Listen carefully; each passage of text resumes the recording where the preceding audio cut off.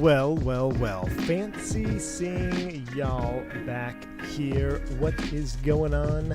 Long time no see. Welcome in to a late night stream with V1 here out of an airport we've never flown out of before, never even set foot in, don't have a scenery for it, and ATC happened to be online, and we're in a KLN 90B equipped aircraft.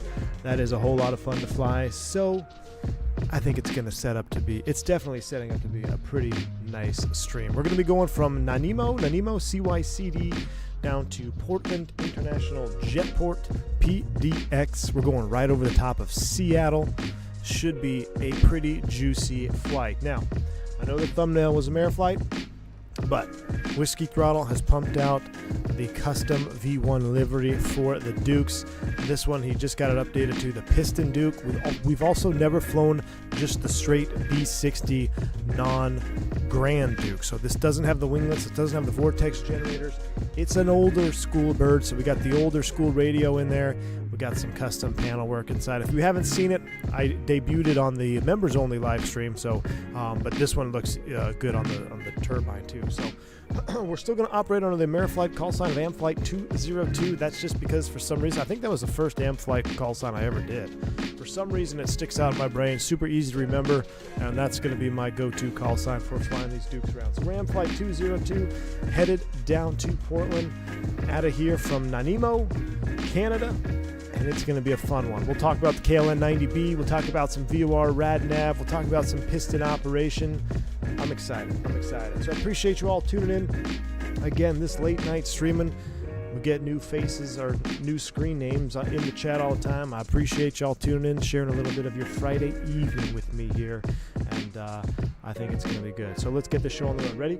All right, indeed. V1 got the idea to fly to Portland from me. Let's go, Shakovic. I think it was you, man. It was you and the couple. I was talking to a bunch of folks in the Discord prior to the stream going live, so I'm going to get the sounds up a little bit, and let's just quickly. Oh my gosh, look at that livery, looking so good. Now I do have the ones the Turbine Duke comes with. Oh, look at the wheel chalk. Wheel chalk's got the the Texas flag on it, basically the American flag. That's so cool.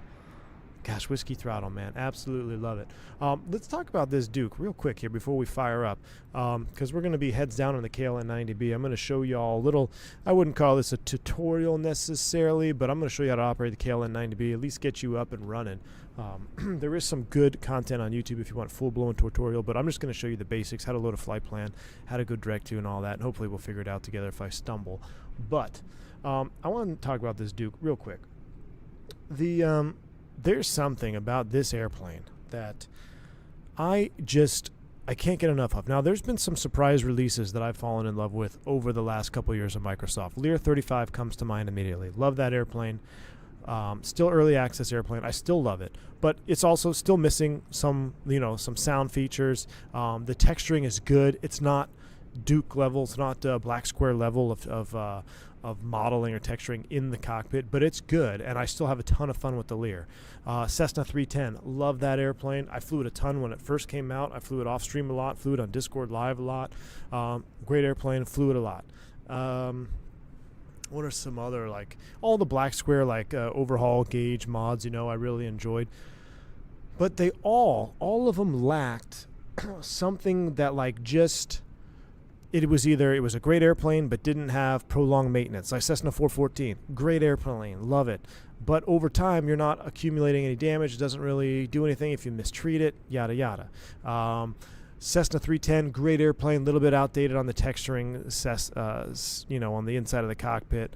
Really cool feature with the dirt collecting on the airplane, but I don't believe it has mean time between failures. You can break it if you abuse it. I know that. But as far as other systems being modeled that will fail over time, not modeled, so every airplane had, was either missing a piece or didn't have the best here. This Duke has the best sound set in the sim. It has some of, if not the best texturing and model work for even a twin piston in the sim. The flight model, the hand flying, is absolutely insanity. It's so much fun to fly. I can't stop flying it. the system's depth, the mean time between failures, the way the electrical system works throughout the aircraft is just fantastic. Absolutely love it. The EFB is like the all-inclusive. I mean, it's just, this might be one of, if not my favorite add-ons in the sim right now. I mean, I know we're not talking Fenix 320. There's not that much going on with a 320, but it's just, it scratches every single itch I have to fly GA and more. It's just much more than that. I feel like every time we fire up this airplane, like we're owning it. It's your airplane to fly, and I just can't stop flying. So I'm really excited for this. I hope you guys are too. And if you haven't flown the Duke, if you don't have the Duke, I highly, highly recommend you give them a shot.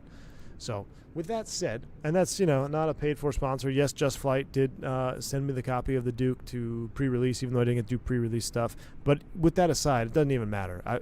This airplane is like probably my favorite, if not tied for my favorite. Yeah, the Comanche Bub Funar, it's a great airplane. But for me personally, it doesn't strike home. I want a twin. Comanche's great, but I want a twin. This has got everything, for me. It's got the twin and everything else. Anyway, failures cranked up to max. No, I actually had to knock it down a little bit. So here we are, our custom cockpit. We'll go over some of the neat little features in our custom paint job here. But let's go ahead and get the throttle control locks removed. Let's put the chocks back in the airplane, and we do have the control covers removed. Right, so our chocks and covers are removed. We are going to use the KLN 90, which we'll fire up, like I said, here in a minute. We'll probably do it after start, and we'll get things going. I need to check my fuel burn. Let's get our weight and balance done here. Fly Daddy-O, thank you so much for the 5 gifted memberships. Team Green, to those tuning in late tonight. Appreciate you, Fly Daddy-O. Thank you so much for the support. And if you picked up a membership from Fly Daddy-O, make sure you say thank you. Welcome to Team Green being one of us. Now, for the first time flying a twin, I've got my Bravo set up with dual throttle prop control mixtures. John Sleeper, and isn't that fun, man? Having the Bravo is just, with the dual throttle prop and mixture. Now, there is something else that's in the works that I will show you, hopefully, that is going to blow the Bravo out of the water. But TBD on that. Can't say much more than that. All right. Abdullah says, I want a 402. Ooh, that would be Cape Air Ops. Yeah, 414 with the SL is not doing it with the Sharklets. Yeah, 402 would be sweet, Abdullah. Would be absolutely sweet. Okay, real quick, though. Fuel burn was, we're going up to 23,000. We need 266, 484. We got 2.4 hours of fuel. We're going to knock this down to 45 aside. Okay, so we've got 2 hours of endurance. We have 540 pounds on board, so we have plenty of gas, range 484 nautical miles. We're going to fly a little bit faster, so we're going to burn that a little bit more, but that's good. We're going to load up the airplane here with cargo, and what I'm going to do is I'm actually going to I'm simulating taking cargo on this one, so I just want to adjust the weights accordingly, not necessarily people in here. But let's bump these up a little bit, bring that CG pretty much to the midpoint.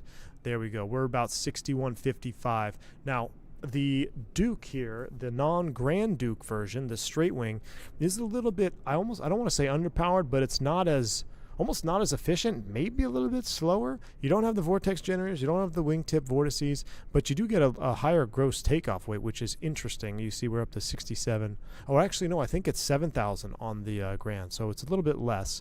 But this is a pretty good load here for this airplane. This would be, 4 people, 2 pilots, 300 pounds plus a cargo, and 2 hours of fuel. So we are loading it up here.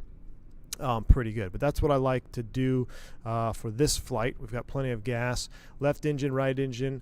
I'm going to check my failures here. 1x real time. I'm actually going to make this, can I make it, we'll do 5x real time, because at 10x I was getting a lot of failures.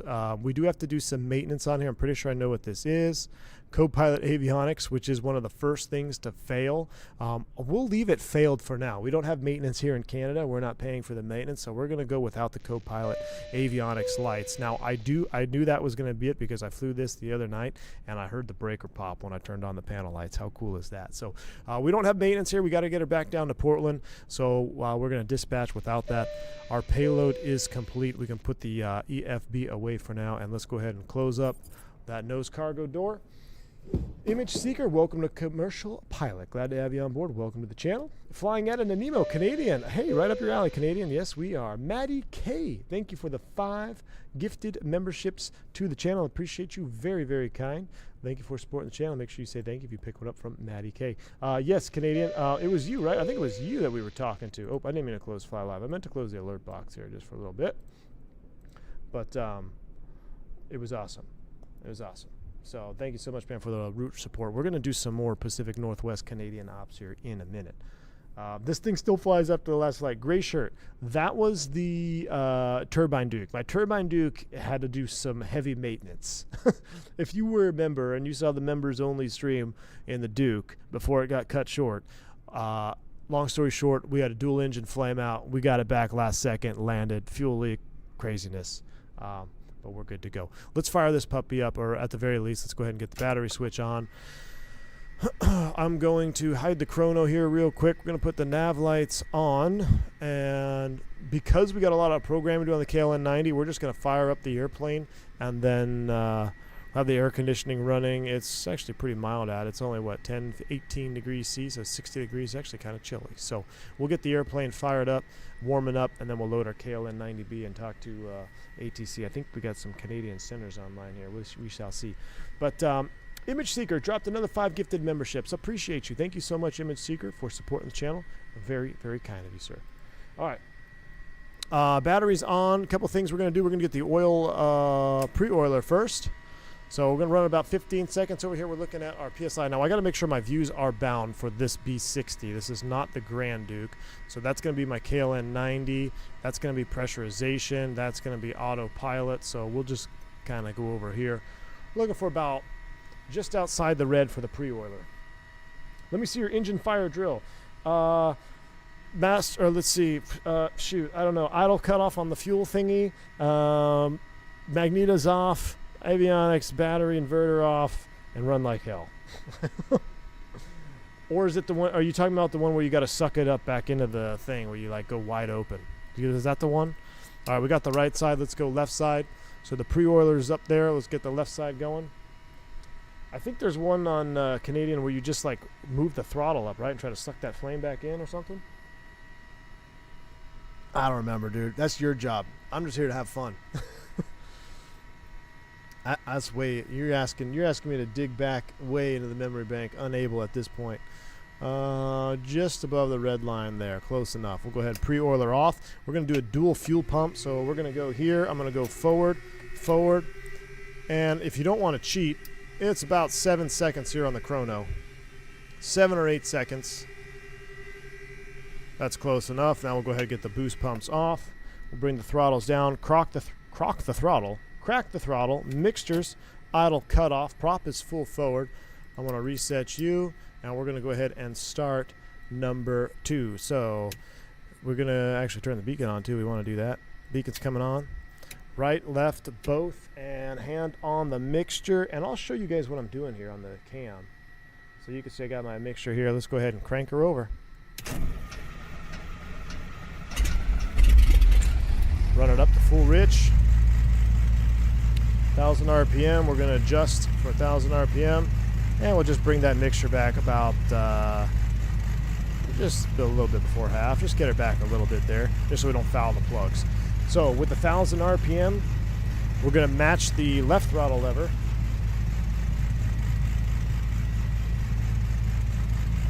to the right one, so we know it's about 1,000 RPM. And let's go ahead and do the same thing. Cranking number 1. Clear pop.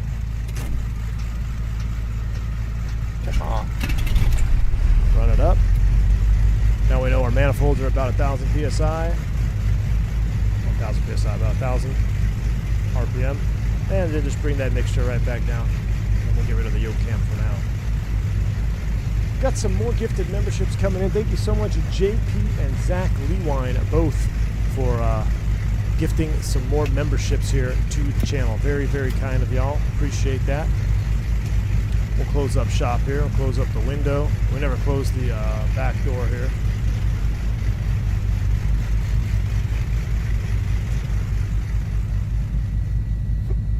Down and latch. That's in for pressurization. Good. We're good to go there. 1,000 PSI generators on. We're going to do some KLN 90Bing right now. Let's go ahead and turn the panel lights on. I'm actually going to turn the white lights on here, make things a little bit easier. That looks pretty good. Right here on the ground, we're 1,000 RPM, and cow flaps are open. I just heard the breaker pop. I thought I heard the breaker pop for the co-pilot light. Yep, there it is. Breaker pop for the co-pilot light, because we activated the light. So it wasn't popping until we turned on the lights. Now let's go ahead and tap our gauges here, make sure they are working properly. Let's bring the right one down to 1,000. Looks like it's stuck just a tad. There we go. 1,000 RPM on both. Pretty much indefinite idle now. Magic barrel ref key is set. We don't have... Let's see. I don't have anything for my flight plan. I don't like this flight planning thing that they've got here. It's like so jacked up. It used to be so simple to follow your flight plan. Now I have to file like 5 times. Sometimes it shows it, sometimes it doesn't show it. I don't have anything from anybody. We'll have to call center and just get it manually. I don't have a PDC or a squawk or anything. We'll just have to call center manually. CZVR. So we got a call, which is going to be 33.7 on COM 1. 33.7, we'll put you in COM 1. Vancouver Center, good evening, Delta 9. I'll turn the mic off for a little bit. Now let's go ahead and get to our KLN 90. Okay, so first thing we're going to do here, we're going to get the barrel. So 3009, so we need to adjust. You can see where it's highlighted here. We're going to use the little knob, 30, big knob to scroll over, and we're going to put 009 in there. 0, 3, 0, 0, and then 9. All right, we'll hit enter, or actually we'll hit, sorry, we're going to go down to approve, and then we will hit enter because it's flashing. We'll acknowledge the database, we'll enter that. Now we got to load our flight plan. Why does it say present position Hayward? That's not correct. We're going to reset this. So if you look here at your KLN 90, we've got trip, mode, flight plan, nav, calc, stat, setup, other. Basically, you have to scroll the big knob and select one of these pages. They're just different pages. So what I want to do is I want to go to the flight plan page, number 1 here. Now with number 1 selected, I'm going to hit cursor, and we have to scroll in just like you would on the 530 where you are. So we are Charlie, Yankee. What is our identifier? CYPD, CY. I just want to make sure I get it right. CYCD, CYCD, CYCD.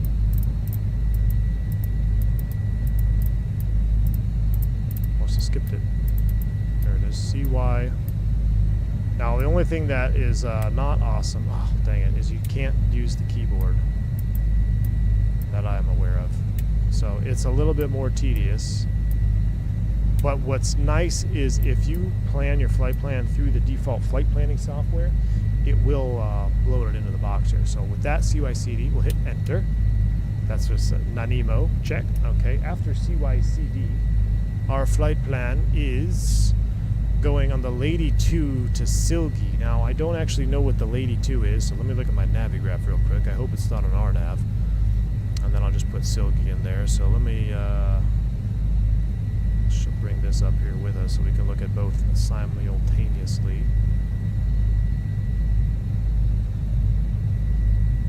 Click cursor to enable keyboard mode? You're kidding me. Don't tell me that. Are you serious? You might have just made game-changing life situation here. Let's first and foremost, let's get this, import our flight here from SimBrief, Nanimo to Portland, and we need to look at the SID, the Lady 2. It's not an RNAV. Basically, we depart to Ukrot. What is this? Is this an RNAV?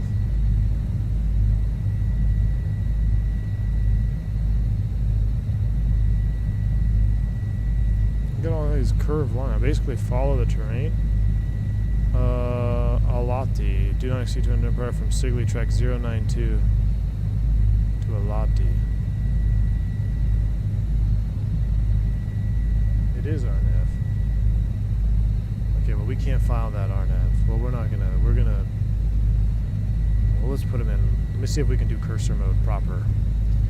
First off, which direction is the wind blowing? Winds are 148, so yeah, we are going to depart 16.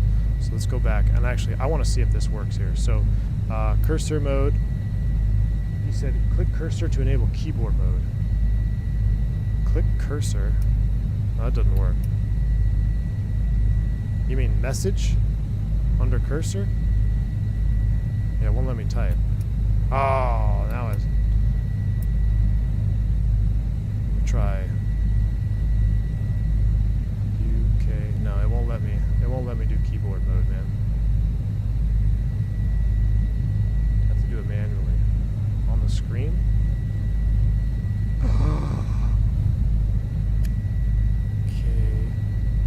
K-R-O-T. Oh my gosh. Who was that? Lucas Pedrosa? You're a legend, brother. Ukrat. Gabod. Oh my word. This just made KLN 90 life so much better. Did you get that, chat? Where it was a flashing cursor. If you click it, it now says keyboard, and we can enter like a keyboard chat. This is legendary. All right, so after Gabod, we're going to Silgi, S-I-L-G-I, S-I-L-G-I. Pro pilot would have done this with ground power. After Silgi, it's Alati, right? Flight plan says... It's actually just Sigli direct to, we're not going to Alati. From Sigli, we're going to Seattle. So we're going SEA, enter that. So that's Seattle Vortac, confirmed.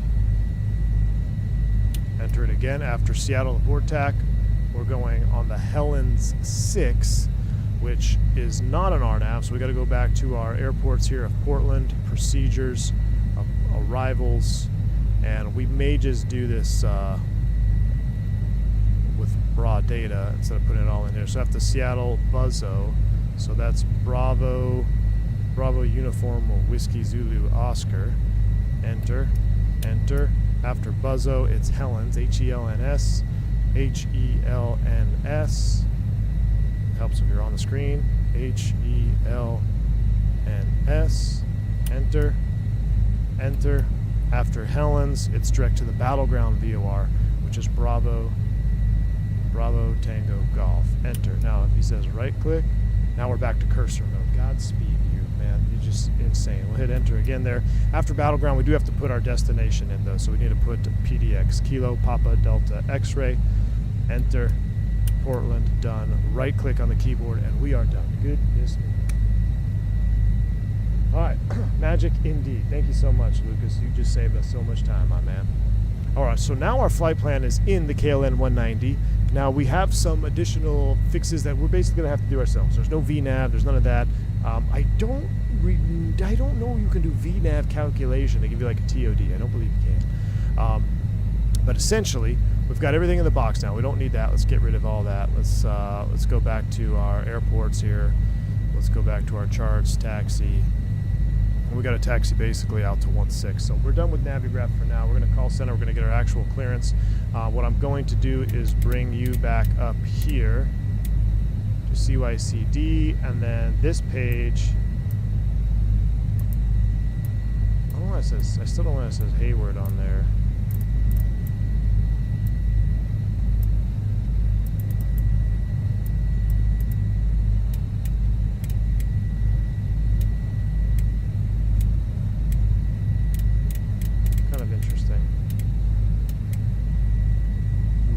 That, and then what I might do is I might just go leave that highlighted. So that's good for now. It has a VNAV like the 43530, yeah, just the calculator. All right. Okay, cool. Our flight plan's in the box. We are on GPS mode here on our CDI, and we're going to. Oh, hold on.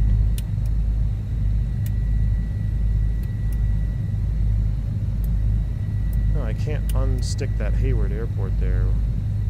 Kind of interesting. I think it'll be fine though, because once we get up direct, I'll get a direct to Ukrat, and we'll be good to go. We'll go direct to Ukrat at the end of the runway. We wouldn't be able to fly this departure in real life because it's an RNAV departure, but it's Canada, and we're gonna pretend we're Canadians, and we're just gonna go YOLO on this. So our cylinder head temps are just about in the green. That's good. A couple other things we got to finish. Let's finish our pressurization. We are going up to flight level 230. Going to be important for this one. I'm going to put you on auto heat right now. We're going to scroll you up to flight level 230.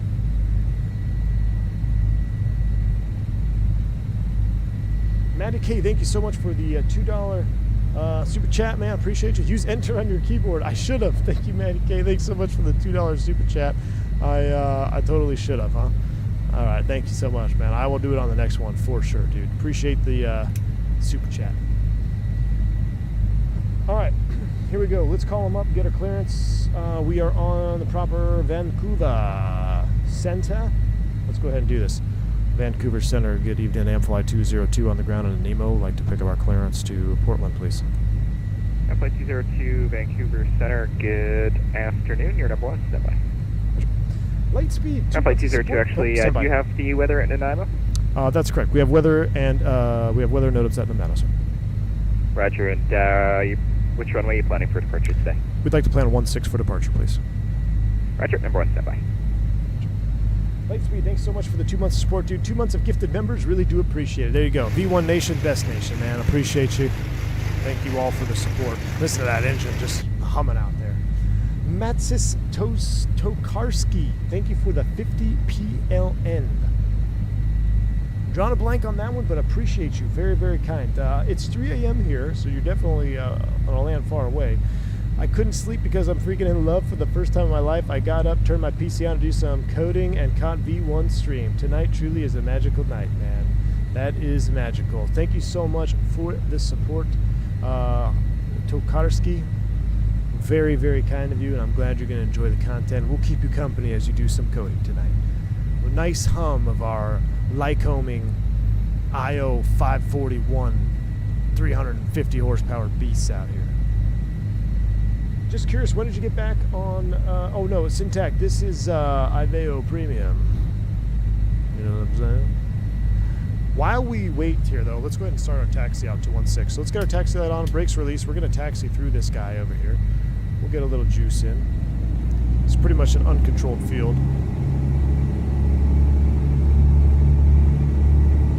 James, good evening. Howdy, sir. You can see the windsock is definitely favoring 16, so we'll cut across the dirt here. Or actually, it's the TSIO 541 engine. Hotshot in the house. Hotshot, dude.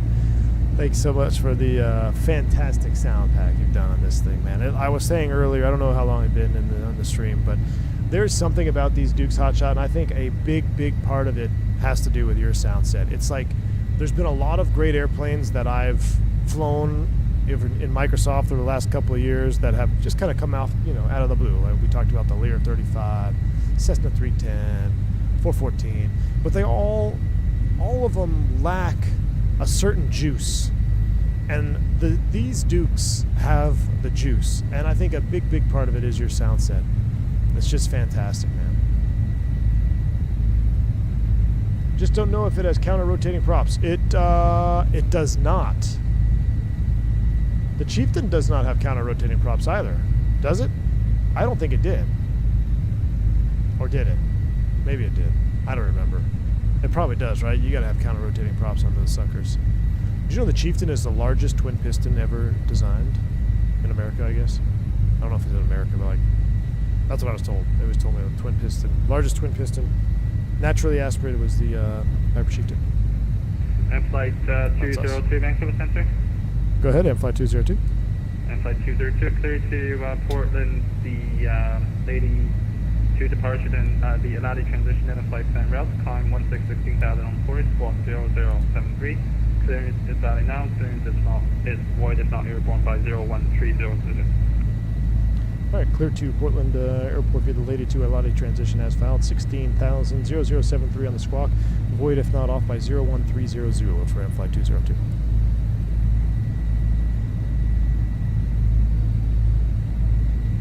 Zero 073 on the squawk. And flight 203 back is correct. Unicom 2228 taxi. You can call me airborne 133.7. Talk to you later. All right, we'll call you airborne 33.7 and flight 202.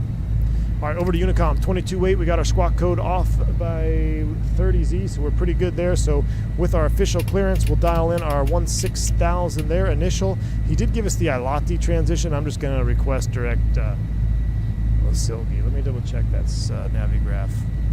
We didn't put that ILATI transition in there, but it's only a 3-mile leg to ILATI, max 210. I'll just request a direct Seattle once we get going. All right, brakes released. Let's continue our taxi out. We're going to do a quick run up here. Oh, listen to these sounds, yo.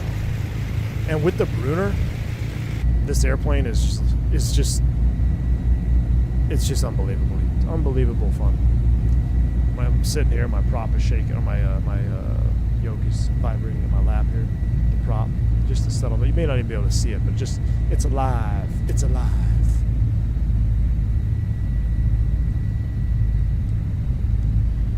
Naomi traffic, flight 202. We're going to taxi runway 16. We'll do a quick run up down there, departing southbound Naomi, Canadian. How do you say this airport, man? The Chieftain has some, the Navajo does not. Aha, interesting.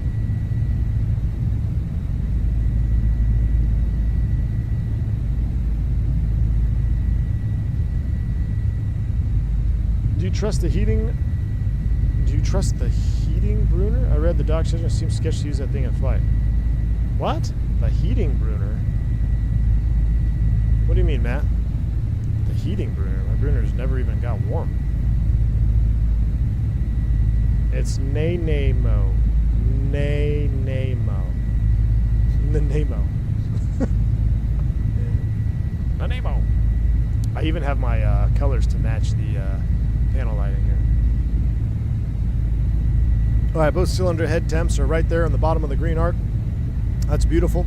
Cabin temp is 62 degrees. That's beautiful. No air conditioning. Air conditioning would have to be off for departure. We'll probably turn the heater off anyway, just in case. Double check our fuel on board. Make sure we're not leaking fuel, courtesy of members only stream. Nemo, if you prefer. Oh, you mean the heating burner, Matt? Yeah, no, they're always sketch, dude. The Janitrol heaters are always sketch. Always. I would always, whenever I flew an airplane with the Janitrol, I just did. Like, unless it was brutally cold, I just didn't. Even the 99, I want to say the 99 had a Janitrol, and I was so scared to turn that thing on that I would just come dressed to work. Because you're going to be out in, like, if you're going to be loading, at least we were going to be loading our own cargo in. You're going to be out in the elements, so we just dressed to be in the elements. It wasn't like, get in the airplane and get warm. It's not, you're going to be leaking air anyway. This is not a corporate jet. Now, this is a Duke. This is a very expensive pressurized piston, but it's still going to be more leaky than an actual like corporate jet or something, for sure. All right, here we go. Let's run them up. Here we're going to do a quick run-up check. We're going to go full rich. About 1,800 RPM. We're going to cycle the propellers. Try not to let go below 1,000 RPM. We'll do 2 cycles. It's only 60 degrees. And number 2.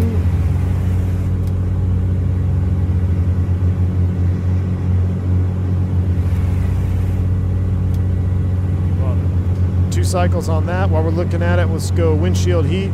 That's on. Manual cycle of the boots. Checking for pressurization. There's our pressurization. Let's do one manual cycle. You can see right there, pressurization is working. You could verify visually as well that the boots are inflating. You can see the ribs there on the boots. That looks good. We should do a mag check here. So we're going to bring you back down. It's a little high. Come back down right about there. Let's do left mag. Back to both. Now, if you have hands, you could do it at the same time. And number 2, left. There's our drop of RPM. Back to both.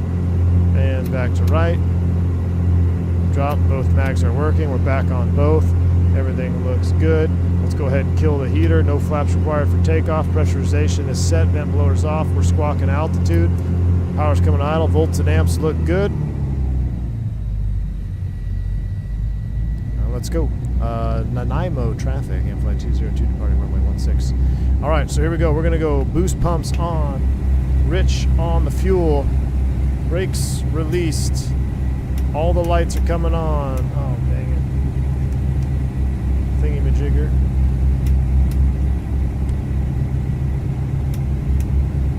Nav and strobe.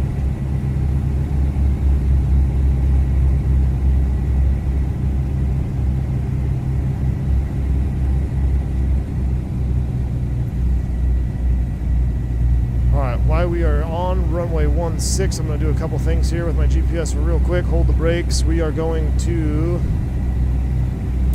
ERCOT. Right now I want to direct to ERCOT. Direct ERCOT. Message inside airspace. Yeah. Alright, cool. There we go. ERCOT 2.1 bearing is 165. Now, what you'll notice is the CDI is not going to spin itself like it will on, what is the GTN? That's true to real life here. So you need to make sure you have your right course. 165 is set. Now I'm going to spin my heading. Oh, brother. 165. Now I'm going to spin my heading bug up. Actually, I'm probably faster with the keyboard. There we go. 165. All right. Heading and courses are set. Are you guys ready? Juice out the front window, indeed. Let's go to Portland, chat. Setting the power, very gentle here. We're going to run it up, get that turbo spool, get the prop RPM up to the red line, and then we'll slowly advance the rest of our manifold pressure. Listen to that turbo spool. All right, props are up. Now, nice, smooth on the manifold pressure. There she is. Power set, airspeed's alive.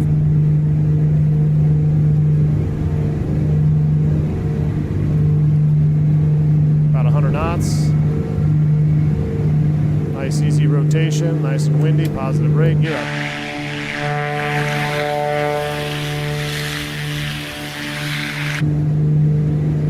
Now the landing and taxi lights go off. I'm going to put the recogs on with the gear. And let's go ahead and switch over to 33.7. Oh man, we'll call them at about 1,000 feet.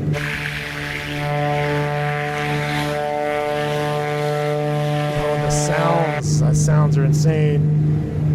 Vancouver Center, good afternoon again. AM Flight 202 off the ground on a Nemo, passing 1.2 for 16,000. Flight 202 Vancouver identified, climb 16,000. Climb 16,000, AM Flight 202. All right, pitch it for 120 knots, run that trim down a little bit.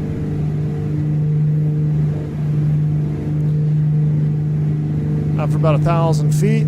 We're going to set climb power.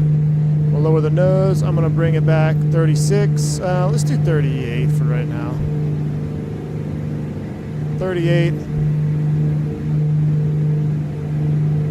Junior 081 Vancouver, roger. I need to be on bearing 107 too. We also missed that. 107 on the course line. I'm paying attention to my GPS. I'm trying to do a couple things here at once. 107, close enough.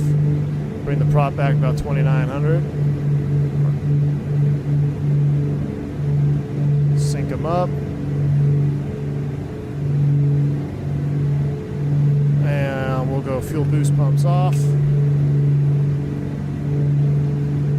Crack the mixture just a tad. And now that we're pretty much climbing out, let's verify. So we do have our message here. I'm going to inside airspace. I know I don't like things blinking at me. Bearing is actually 0, 9, or 8 now. So 0, 9, 8. There we go. Heading back over here. Don't need no stinking flight director. Just distracting, man. No one follows the flight director on these things. At least I never did. In a 927 Vancouver, transfer today.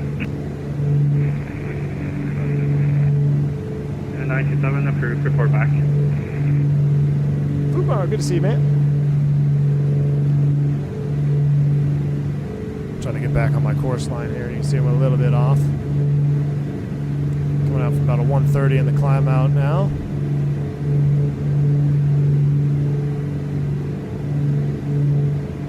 we are 1 mile, and then it's going to be Silgi.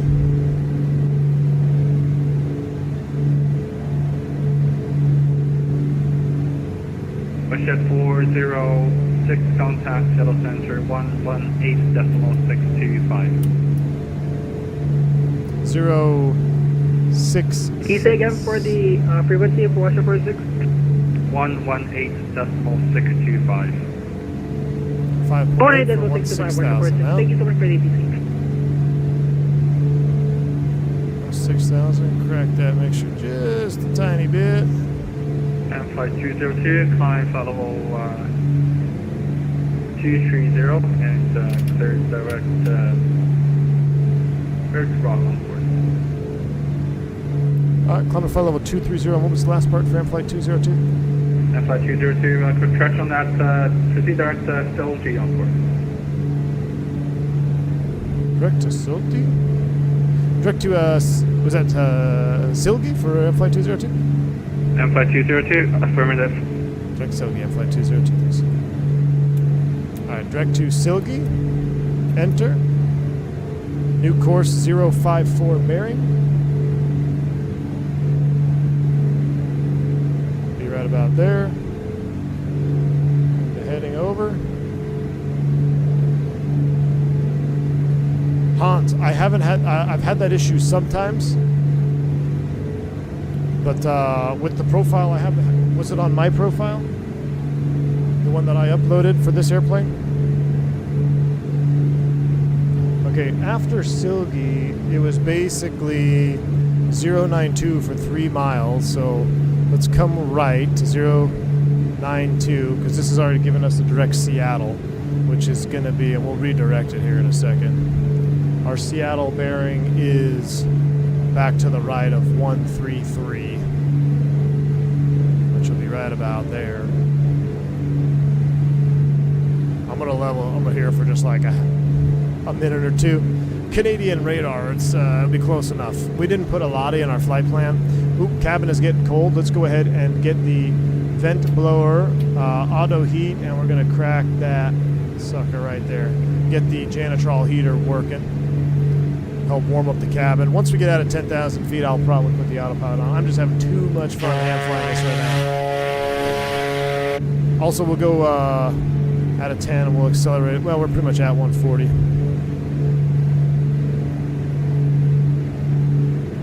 What I'm going to do now is I'm going to re-highlight cursor, and I'm going to re-highlight Seattle, and I'm going to give us a direct 2 now. That's been about 3 miles. Enter. Alright, new course line 134, which is pretty much what we're on. 134 is pretty much bang down center there. We'll get our heading bug around. Alright, now as we get ready to go through 10,000 feet, cow flap, our temps are perfect. Let's go ahead and close the cow flaps half. So it's 14 seconds to open them. They're full open right now, so I'm going to do 7 seconds. 1, 1,000, 2, 1,000, 3, 1,000, 4, 1,000, 5, 1,000, 6, 1,000, 7, 1,000. So cow flaps are half. We're pitching for 140 knots. We go ahead and just go straight beacon light now. Beacon, nav, and strobe. All the other lights are off. We don't need any more panel. Yeah, we do need. Let's keep the panel lights on there. Trim down just a tad. About 140. Now I want to look outside, so we need to. Oh, we also need to juice up the terrain level of detail too, because we're flying. I was having a crazy stutter last stream, so I dropped the terrain level of detail way down to try to save it. But we're going to juice it back up now because everything seems to be running smoothly. The ATR, yes, Hans.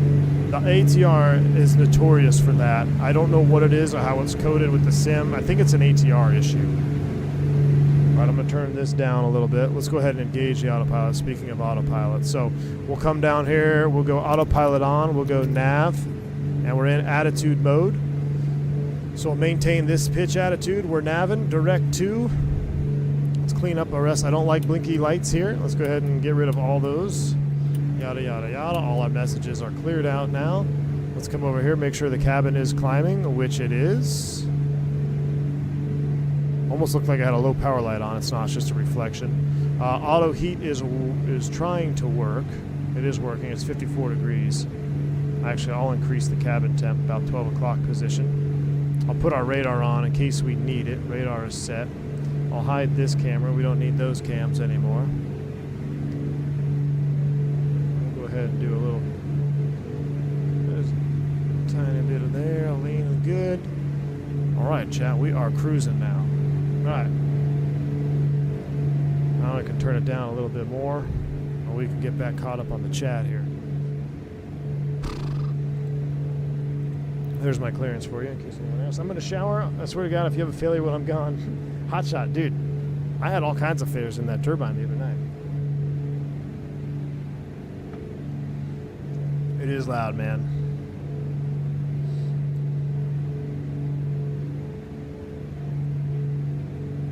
I didn't push Toga. I was talking about the CO2. That was cool. All right.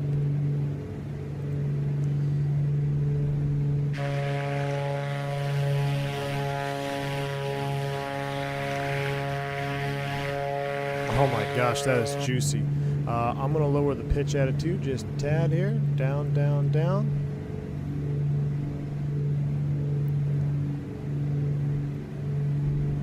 Now, as we climb up, let's do a task check. So right now, the outside air temp is minus almost 20 at 14,000. So let's roll this sucker over here. Minus 20 at 14. Close enough. We're getting just getting that in the ballpark there, our true airspeed window. We got another message on our KLN 90. We'll double check you. Vancouver airspace. Yeah, we know it. Let's take a look at our EFB engines here. Left and right seem to be working beautifully. Almost exact temps there. Electric looks good. Cabin, we got our Janitrol heater working. So things are looking good. We'll run this mixture back a little bit more here. Just crack that fuel flow. Get those temps where I want them. So you really don't want to lean too much, if at all, above 75% power. So you can see here we are using I'm just trying to match these fuel flows up here a little bit, so you want to have an even burn, if anything. You know, a couple pounds here or there is not going to hurt anything. Just monitor your temps. But so the manual recommends for Lycoming that if you're running above 75% power, that you do not lean the engine too much. No, really at all. There's debate about that because you could lean it a little bit. It's not going to hurt anything. It just depends on how high you're actually going to be going up to. We're going up to 23,000 feet, so we are going to stretch the legs on this a little bit. We're going to reach our supercharger critical altitude, I think. Maybe not. What is the ceiling on this? I'll have to pull out the manual. I think this actually goes to 29. But you can see what's awesome is our manifold pressure. We still got plenty of juice. So right now we're at 37. I'm going to run you up just a little bit more here. Let's get a little more perf out of you. Let's go 38. So I'm going to get those needles right there, about 38 on the manifold pressure. We're 2,900 RPM. Our fuel flows are now synced, is what I want. We're over 75% power, so we're not really, you don't want to be leaning for a peak or lean of peak definitely in this condition here. We're going to wait till we get up a little bit higher, and we're going to lean for a fuel flow per our manual. So there is a, you generally speaking, a naturally aspirated piston as you climb every 1,000 feet. You keep cracking that mixture back, crack it back, lean her out. Oh, are we getting some ice on our windows? Chat, we're getting some ice on our windows. Look at that. Okay, so good thing we tested our windshield heat. Windshield heat's coming on. Let's go ahead and get the pitot and fuel vent heats on as well. And let's get our prop heats on for Microsoft. So you see our windows cleared up. I don't think we're suffering from any leading edge ice yet.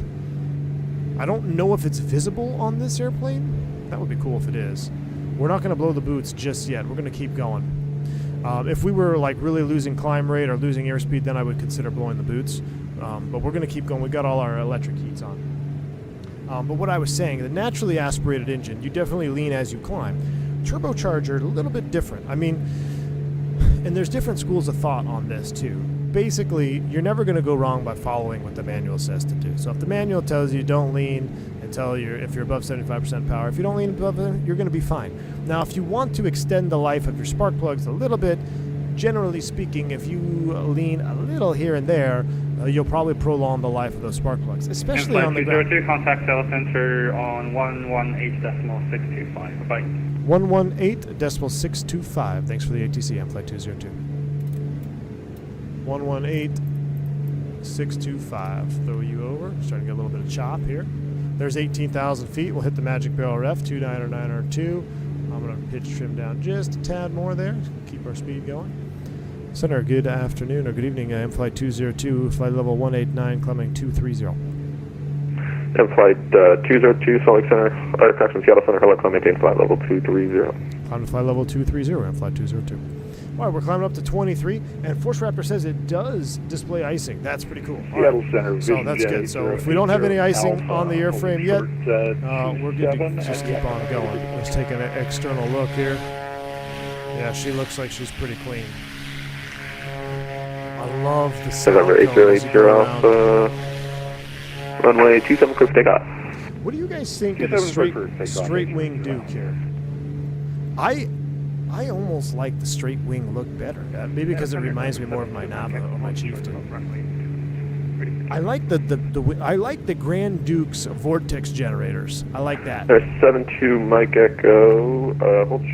But I almost feel like the winglets should be reserved for the turbine. But anyway, so what we were talking about, the naturally aspirated. So naturally aspirated, though, you do lean as you there's 72 continue Mike to go Echo, up. runway 22, line up on the way, traffic departing. Evening, two questions. How was Milwaukee scenery? Fantastic. Milwaukee got here. Second, most importantly, what are we drinking tonight? Flying cheese. We got ourselves some Cab Sauv wine tonight. We're wining and dining with our very expensive Dukes that we own. And Milwaukee scenery was great, man. For a free scenery, it's awesome. It is super high quality. I mean, it's a payware level quality scenery for free. So highly recommend just download it and check it out. Love watching your streams while I'm on the road. No better way to pass time sitting at the airport. Hilton. Oh, very nice. VA Beach Pilot. Good to see you, man. Welcome on board. EFB is C650 level of detail. It is, Tom Pasco. It is. Elena Zane says the critical altitude is 25,000 foot DA. So that would be the density. Wait for about 5 that would be density altitude. So we'd have to do a density altitude calculation to figure out what our critical altitude for this turbocharger is, which that seems about right, about 25,000 feet. We're probably not going to hit it going up to 23. 1310, Seattle Center, you can see here our manifold pressure is just doing wonderful things. If you were naturally aspirated, this would be you'd be dropping off very rapidly. What's cool too is if you go here, you can check your turbo speed, turbo spool. Turbocharger's working 110,000 RPM right now. That thing is a ripping. Canadian says we lean climb power on the Navajo. Yeah, we leaned at Amfly too. Every 1,000 feet of climb power. Now, we would definitely lean in the climb too. But it was always for, and then when we got to cruise, we leaned for a fuel flow. There's 72. What is your take on shock cooling, Tron? It's 100% a real thing. I don't know how it's not a real thing, man. If you just think about it, how metal fatigues and how transient temperatures, hot to cold, cold to hot, affect the life of materials, especially metal. I don't understand why people think you could just bring it to idle. I mean, Phantom 320 in the Discord, he's like, we were having this debate a little bit in the Discord. Phantom 320 said he flew a Cessna 310 or a 414 for someone that owned it that never did stage cooling, didn't believe in stage cooling, and he had an engine failure in that airplane, and he replaced almost every single cylinder on the airplane since he worked for him. So I 100% believe in it.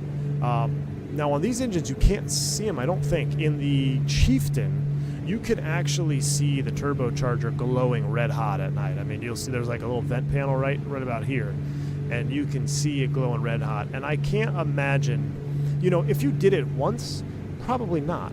But if you continuously just did not did any stage cooling, it is going to have an effect on your engine long term. It's just going. I just don't know how you could say it doesn't. I know there's like a big Reddit thread. I mean, it's since the invention of Reddit, everybody knows more than the manufacturer. Right? It's just kind of wild. I believe in it, and I always stage cooled. It was actually SOP for us to stage cool. When I flew other pistons that were turbocharged, I stage cooled them as well. Even like for personal use, I would stage cool. Just because you got to be nice to your engine. You take care of your plane, she's gonna take care of you. Right now, the temperature Celsius is minus 35. So let's do a task check, and we're gonna set cruise power. So we're minus. What happened here? Why are we climbing rapidly? Oh, why did we hit go around? What? I hit something on the keyboard.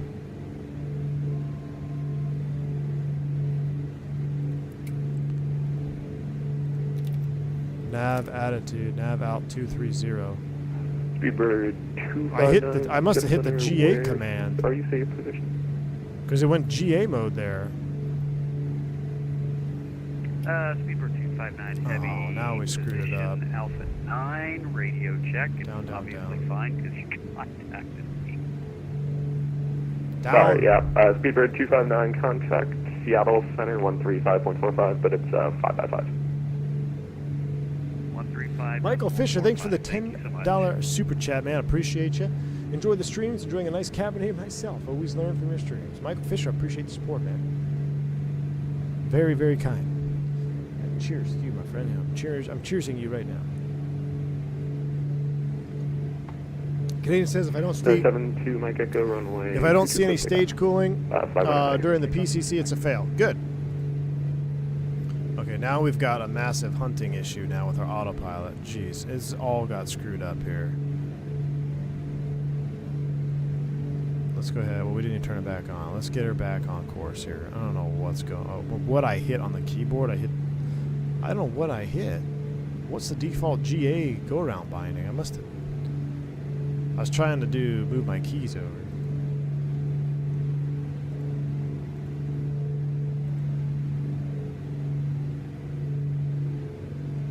I don't know why you got timed out for 5 seconds there.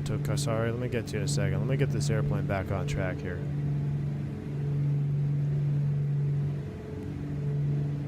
I'll trim her down there a little bit. It was so perfectly set up. Had a wonderful climb. Everything was working beautifully. I'm going to come back to cruise power here after we level off. Let's just keep it set for right now. It's perfect. It's nicely trimmed out. Alright. Attitude, nav. She should capture 23. Alt. Okay. Now let's go ahead and bring it down.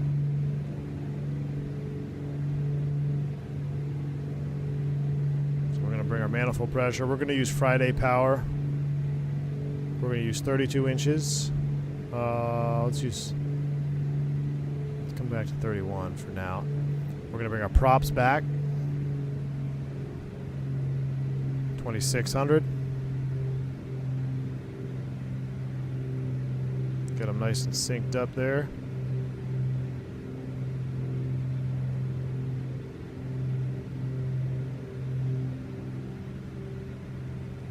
Looks good. Now looks like she's correcting for wind. And we should be fine. All right, we're 230. We're navving. Yeah. Let's get our task check here. We're gonna need that. Let's call it minus 30 at 23. Go home day. Friday power. Yep. So we're 23,000 feet at minus 30. We're doing 255 tasks. And our ground speed is 286, so that checks out. It's in the ballpark. We're level 230. Cabin is nice and toasty at 65 degrees. 72 Mike Echo, radar contact. Pressurized. Southeast. 5,600. We could turn the prop sync on, but it's Echo, perfectly synced right now. And now we can sit back and chill. Alaska 1310, contact. Pretty cool taking a twin piston up to 23,000 feet, huh? Oh, and last thing we almost forgot, we don't want Canadian to fail us. Let's go ahead and close the cow flap. So another 7 seconds. So 2 went down, and 3 went down, and 4 went down, and 5 went down, and 6 went down, and 7 went down, and now we can cheat and check here. You can see cow flap is closed on the right, cow flap is closed on the left. So that's kind of how you do that. Turbocharger RPM's down to 82,000. Engines are running good. We're going to lean for a fuel flow. You can lean for rich of peak, a lean of peak. You can debate about it all you want. I'm going to lean for a fuel flow per the manual at this altitude. Let me just go ahead and open that said manual. And then we will go from there. I got to open up the manual. I want to print these out here. Cheater cards from the manual. Power setting. Oh, these are all the LVARs. I don't need you. I went past the power. Where are you?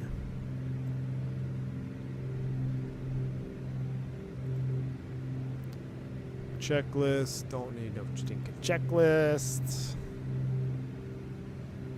Here we go. Nope. That's where's the power? I thought they had power setting tables here. I like max cruise. What's your thought on this aircraft? Is it really good? Migs, good to see you, my man. Welcome to the stream. I think it is one of the best aircraft in the game, dude. I love it, man. I'm having more fun with this airplane than any other airplane on the sim right now.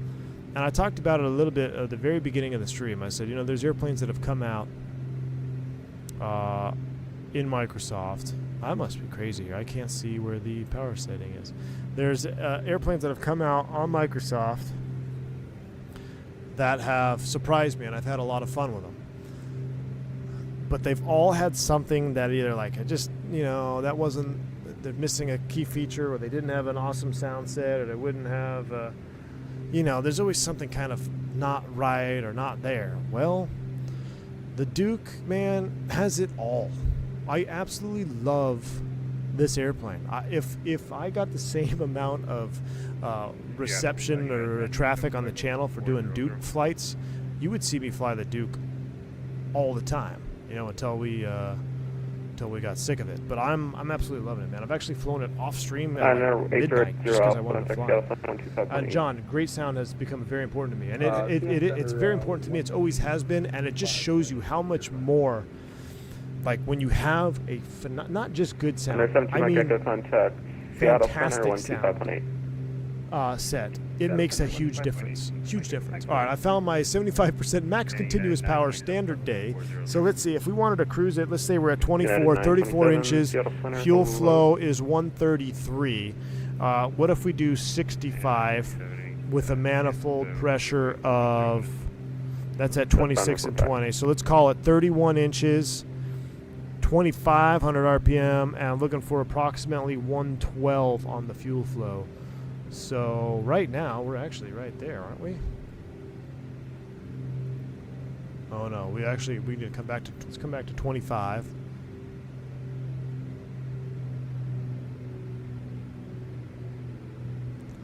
And what did I say?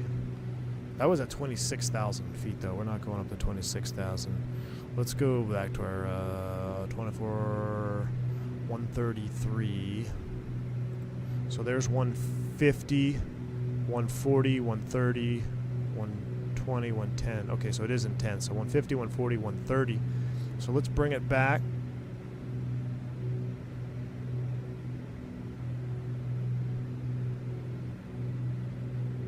Now we're riding that line, 75%.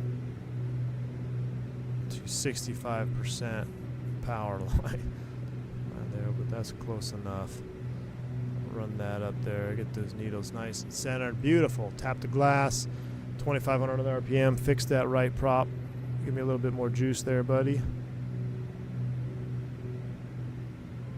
When you're moving your prop levers to sync them, a tip is to just move one. Don't try to move both, because then you do what I just did and you get backwards and you can't figure it out. Grab one and set it. There you go. Spot on. 36, 25, right around 133 on the fuel flows. We're getting a TAS now of 240 with the ground speed of 268. And our, what did I say our task was? 240? We are 6 knots. It's actually 234 is what we're supposed to be getting. We're getting like 238. We're within like 4 knots of book value on a non-standard day. I didn't do the calculation for non-standard, so I mean it may even be, I mean it's just, that's how accurate this bird is. It's just so much fun. I don't know where you guys want to camp out. You want to camp? I kind of like this view right here. We're gonna get some more jazz on. I like flying this airplane with a little jazz in the background because I feel, or maybe classical. Maybe we need classical music because if you have a Duke, you probably like classical music.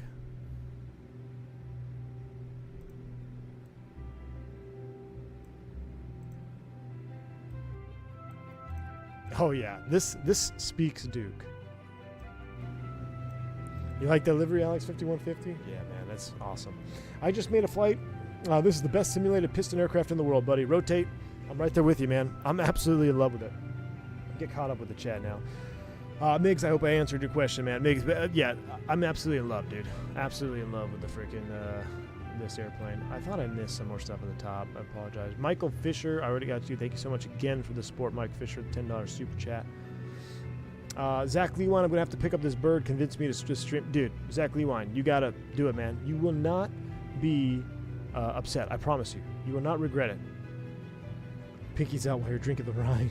We're not going to Manhattan here tonight from Milwaukee. Originally, it's either Manhattan or brandy. Old-fashioned. Very nice. Good taste, Flying Cheese. Good taste. All right, I got to basically just come back down to the bottom. We're back. Hotshot. Did anything explode? No, but I accidentally activated go-around mode when we were supposed to level off. 15,000, Delta 4669. Delta 4669, Seattle Center, left line maintain, file 310. And we had to get her reset up here. Climb maintain, file 310, Delta 4669. And we're listening to classical music because that's how we are as Duke owners. We're classic. And Hotshot, we're within like 4 knots of book values. It's insane. The accuracy is spot on. Air Canada 2321. I kind of think the Duke as a Buick and the Comanche as an El Camino. 280 is your final. Climb maintain flight level 280, Air Canada 361. Or we could do the 310 pilot view, which is kind of cool. We got that thing in our way. Let's get through the... that's kind of neat right there.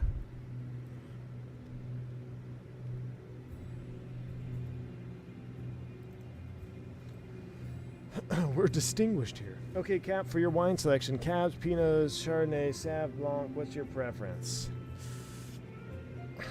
I am not super picky when it comes to wine packs, 217, man. I'm more picky with what I want during the season. Like, what season are we in life? So, like, or in the year, not in life necessarily. In life, so summertime. I like Chardonnays, but I gotta be careful it's not too sweet. And Cabs,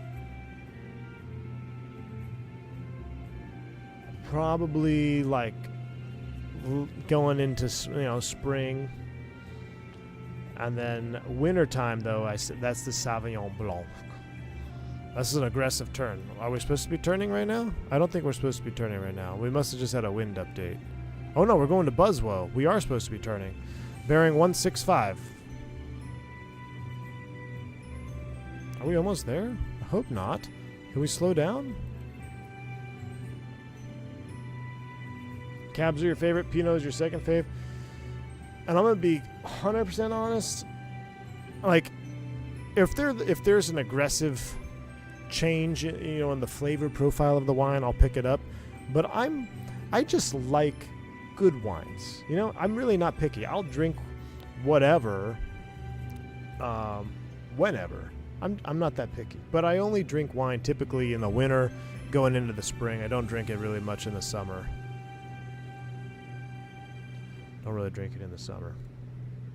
The summertime is for bourbon on the rocks, or if it's freaking hot, I'll do a little bourbon tea.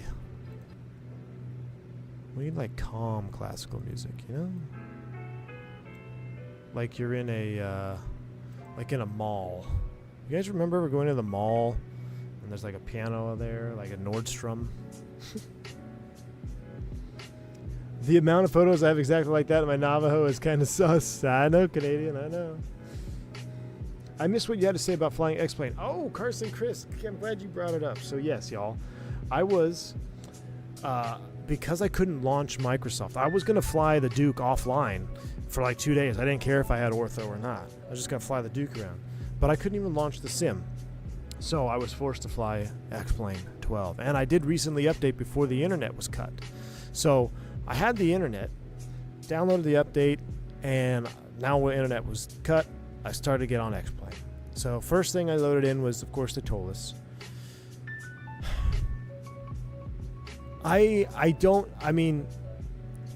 It hand flies great. It hand flies great. But the land, I don't even know what's, like the Fenix, I feel like I flare a lot less in the sim, but it doesn't feel unrealistic. In X-Plane, you really gotta flare the airplane. And I feel like I don't even know if it's realistic anymore, man. I mean, I know it's realistic, but I'd have to go. I haven't flown an airplane in like 2 weeks, so I need to go. I'll fly one tomorrow and I'll report back.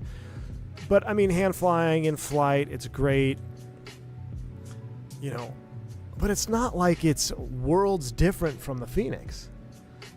You know? So I pedaled around in that for a little bit, and then I eventually Alt F4'd because I got frustrated with the visuals. And that's the other thing. So the sim as a whole right now, X-Plane 12 with the new update, it's a large step in the right direction as far as the environment is concerned as visuals. You know, the clouds sometimes don't look that bad unless you get those weird wall clouds. I didn't see any on because I didn't really have any real weather. If those wall cloud things are gone, then awesome, because some of the clouds actually look pretty decent. The lighting is okay. The anti-aliasing is way better. It's really good. I mean, straight shadows look good now. I'm not gonna lie, they look pretty darn good. Now, I didn't have any custom scenery, and I don't want to spend the time to do custom scenery in X-Plane 12. If you have the custom scenery in X-Plane 12, you use auto ortho, or you've converted your Orbix or whatever it may have you, your scenery, your sim environment is going to look really good. I mean, I'll just tell you straight up, it will look good if you spend the time to get the add-on scenery. The problem that I have seen now arise, and I think XP was talking about this a little bit yesterday, I think X-Plane has reached a point where the airplanes and the developers that have made airplanes for X-Plane 11, X-Plane 10, and have brought them to 12, the sim is now officially outpaced, from a graphical perspective, the add-ons that are in it. None of the add-ons in the sim look great. Some look good, and I don't have all of them. I loaded up the iXCG. I think the iXCG is one of the better looking add-ons in the sim, and it looks good, but it doesn't look great. It's almost like you can tell it wasn't natively designed in X-Plane 12 or for X-Plane 12, taking advantage of the lighting, taking advantage of all the new stuff. So I think it's kind of at a point now where X-Plane 12 is really, the sim platform advanced itself, and now you need the developers to advance themselves. No more just, I know it's easy and it's not, oh, look at that. Is that Mount St. Helens off the left?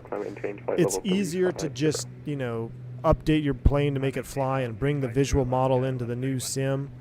And that works from 9 to 10, 10 to 11. But if you really want 12, you gotta have some good modeling. And I feel like I didn't get in a single airplane where I was like, this is great modeling. It was all kind of meh. Now, I do want to pick up the Airfoil Labs King Air and give it a shot, because what I did fly around pretty extensively yesterday, I flew the default C90.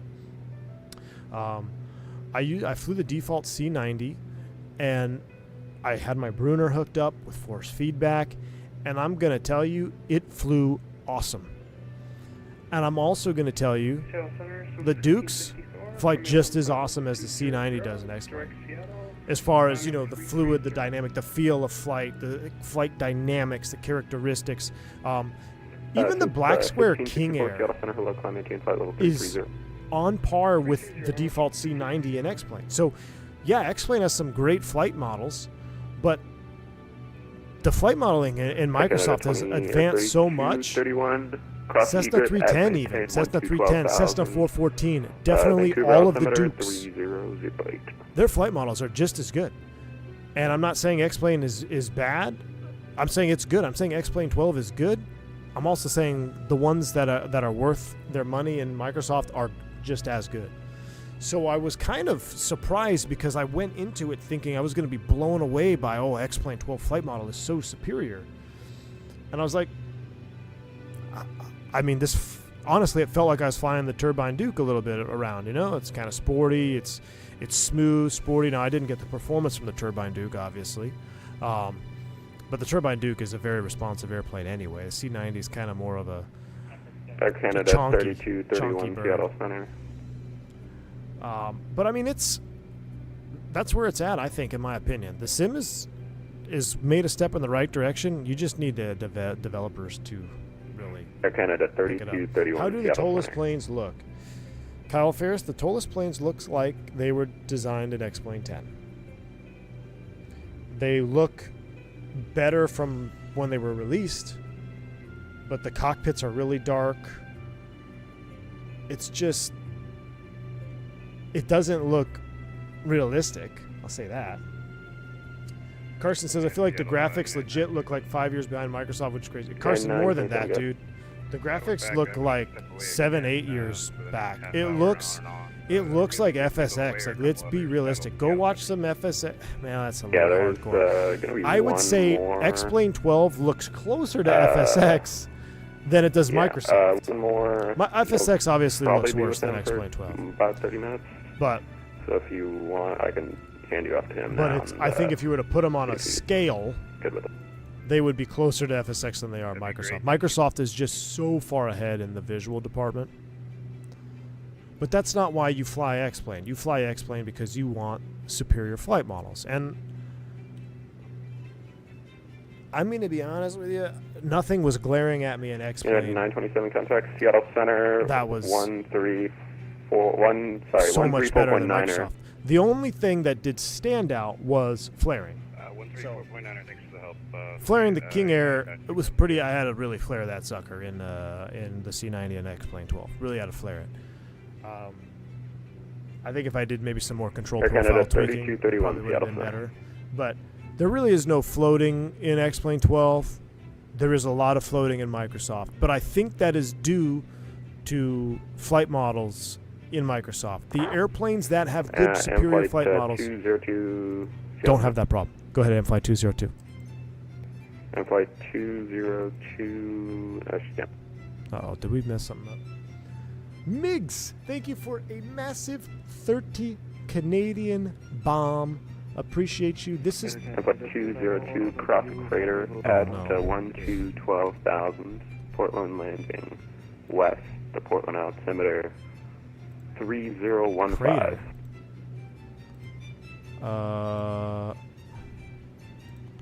And for M-Flight 202, can you confirm crater? Was it fixed crater? Yes, affirmative. Cross crater 12,000. All right, crater 12,000, M-Flight 202. I never loaded crater into the box. We're passing Seattle right now. We're going to do this old school way here. I'm going to set 12, and then I'm going to read Miggs' thing, and then we're going to pull out Navigraph. Our flight's almost over already? Dang it. All right, let me get to the Miggs. This is the start of the V1 Duke live streams GoFundMe. Also, is this a sound pack or included sounds? I'm hoping the next Microsoft smooths out the transition from air flight to ground handling. Enjoy the wine. Hey, Miggs. Thank you so much, man. Appreciate the massive super chat, my friend.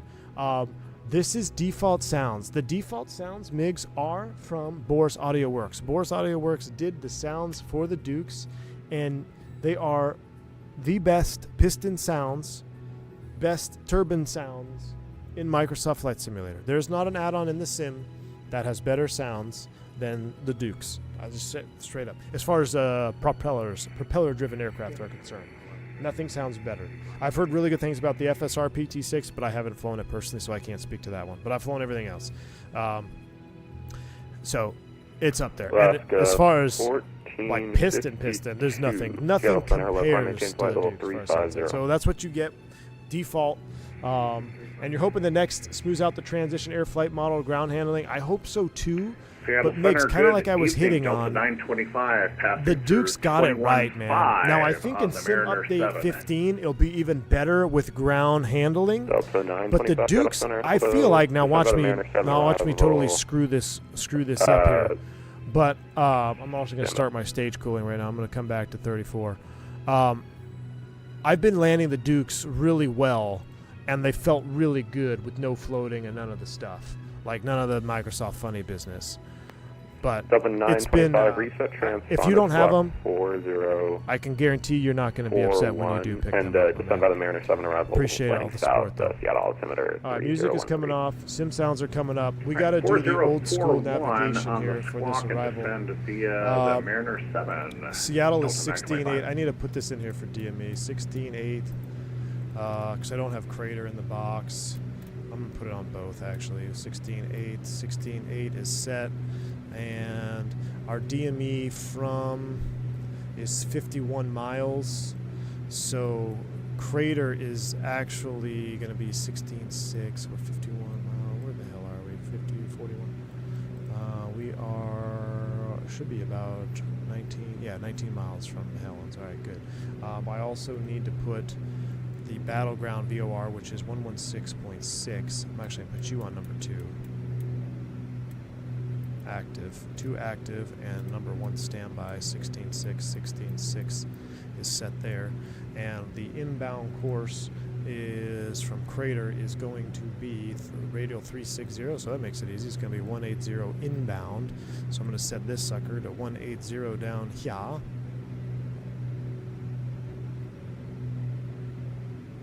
180 inbound. Our distance from Crater right now on DME2 is 48 miles from Battleground. Crater is 22 miles from Battleground, and he wants us to cross it at 12,000. That's how many miles is that? 23 minus 12 is 11. 22, 33 miles out at a 3-degree path. Let's go ahead and bring it back another inch there. I'm gonna get the chrono on. 33 miles. Gosh, I'm looking at my charts here. Give me a second. It's 10 miles from the turn. So 20 miles from Helens, we should be starting down. And we are Buzzwo to Helens, and we're 13 miles out. So we need to start down, chat. Attitude down, down, down. We got the chrono going. We're starting our descent. We've already started our stage cooling. We're going to increase rate of descent. We're going to set landing field elevation as well.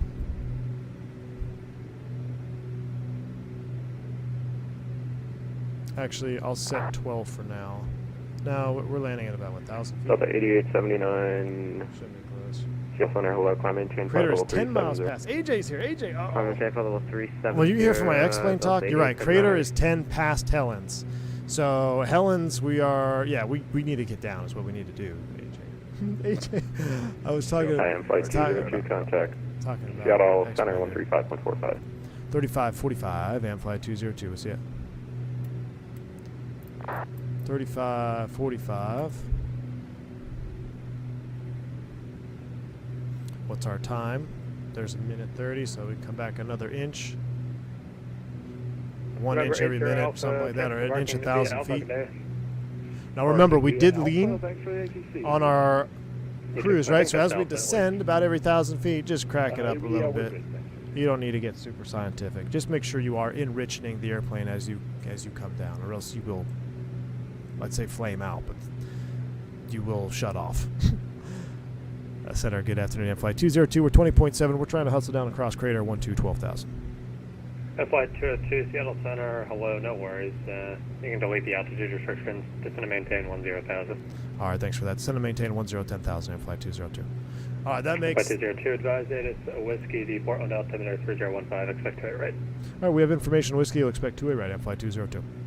All right. Flight 202, if you're parking down there, I can probably give you, runway 3 will be longer. You want 2-8 left? Yeah, we'll take 2-8 left in Flight 202. All right, so we're going... I almost offered you runway 21, but that's a no-go. Okay, yeah, we'll plan for 2-8 left and Flight 202, thanks. South 73, runway 28 left, clear to land. All right, 2-8 left. Land 2-8 left. I've got my Navigraph out. Hold on, I got to do some Delta airplane 925, things here, y'all. approach you up. I'm going to set up my And approach Delta 925 is up. 110.5. Delta 925, You're going on the primary, 110.5, actually, 110.5. Descending via the Mariner 7, and I have Juliet for Delta 925. And Delta 925, 283 final ILS approach 116 course. to right, approach. I'm going to put 16.8 At Griffey, here. cleared for the 16 Oh no, I'm going to keep approach. Battleground there. Back Delta up 925. 110.5. Beautiful. Remember, 2 Mike Echo, you turn in That's left or right? 316. Let's come back another inch or two here. Or 2 Mike Echo, roger, taxi debarking via Alpha Cadet. And increase our rate of descent. Thanks so much for the agency. Have a great Richen night. it up a little You bit. too. AJ, you heard it. Look, man. AJ, I don't know. Do you agree? You're the big X-Plane fan. I think that the sim is actually ahead of where the add-ons are now. But you got me intrigued with that Airfoil Labs, man. Because it looked good. In your screenshots that you posted, it looked good, man. So I really want to give the Airfoil Labs a shot. And if I could just get some, like, Orbix or something working in the sim, then it would be really nice. But 110 from Battleground to the 2.8s. Thank you. Oh, we're getting some chop here. What's going on with my vacuum system? Instrument air, everything looks good. Almost looks like our gyro is getting a little funky on us there. Alright, let's go ahead and bring it back 24, and then we will be stage cooled. Richen it up a little bit. For a lot of them, yes, also we need to get your butt back in Corporate Jets Challenger 650. Ooh. Yeah, how much is that going to cost, though, to get the 650 and X-Plane 12, AJ? That's going to be my problem. Seattle Center, pilot clip 73. Is there someone right in front of me on 2-8 After left? Battleground, it's 110. Nope. You were the only aircraft on approach in the Portland. So I'm actually going to set Thank you. heading 110. 110 on the heading. That's when we cross over the Battleground VOR. So we're set up. We're good 13.4 for 10,000. We're almost stage cool to bring my yoke back. Give it a little more rich there. I would get that airspeed needle in the green with those turbulences. Nah, we're in a Duke. We're in a fancy Duke. I just had an annual inspection, and I hangar this bird Canadian. This ain't hanging out in the Great White Canadian North. There's no corrosion on these wing spars. But yeah, it probably should be in the green, 100%. Listen, it wasn't turbulence. It was my Brunner. Just kidding. No, it's definitely turbulence. Listen, I don't need you to judge me. Shouldn't you be working?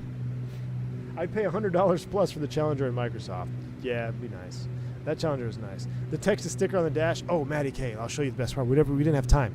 This sticker. We got a bourbon bottle up here. I'll show you. You want to see my favorite part of this airplane? Custom livery. Boom. Flight 202, turn 10 degrees to left, descend and maintain 7,000. 10 left, descend and maintain 7,000 and Flight 202. All right, heading. 7,000. Attitude mode. Down you go. And we'll probably just, since we're in heading mode now, I'm going to switch over to Loc CDI. I'm going to put 110.5 on there. And let's run that pitch down a little bit. And the final approach course for 2.8. This guy's making our life nice and easy. I like it. I like this controller. Final approach course 283.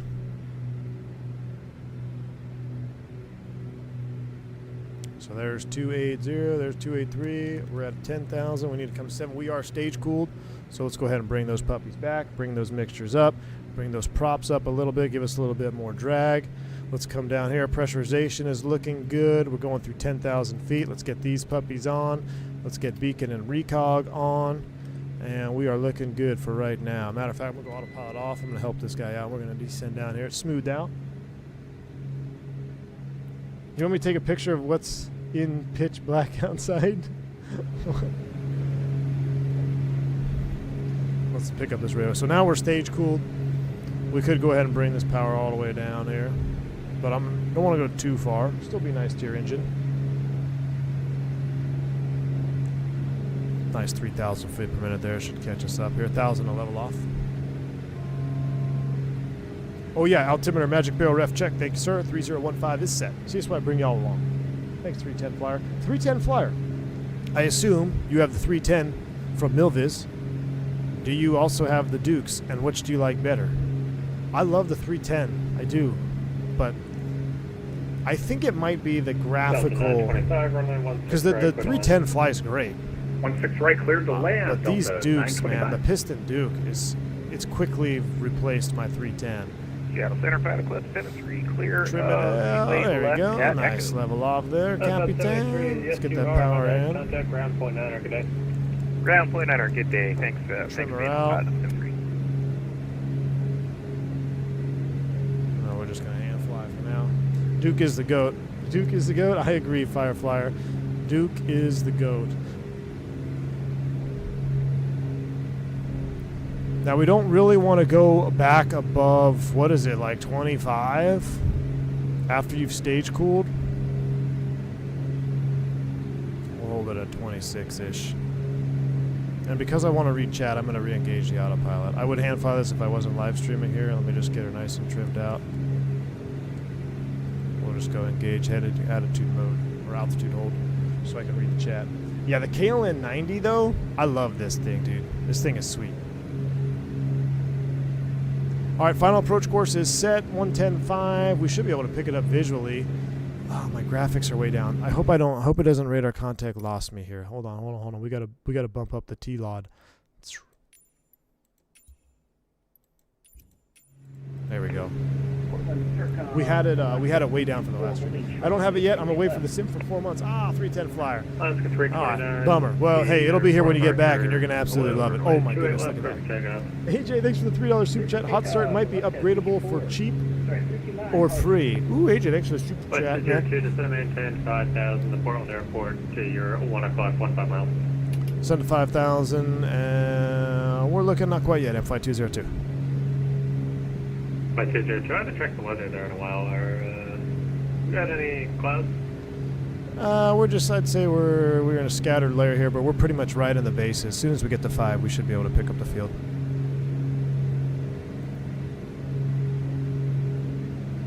Yeah, I think it's going to be right off the side. I mean, I know where it is. The sim's just not really loading it up. AJ, thanks again for the super chat, man, but I don't think Hot Start is going to be sending me anything for free. Let me just tell you that. I don't think that going to happen.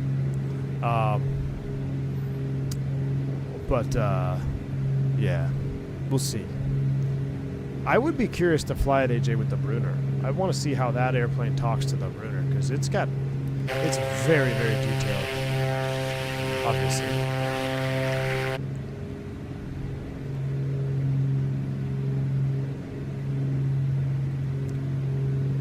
Coming off the arrival, 28. It's going to be just get my approach chart over here. 6 for 5. It should be right over there, right? Like right in there.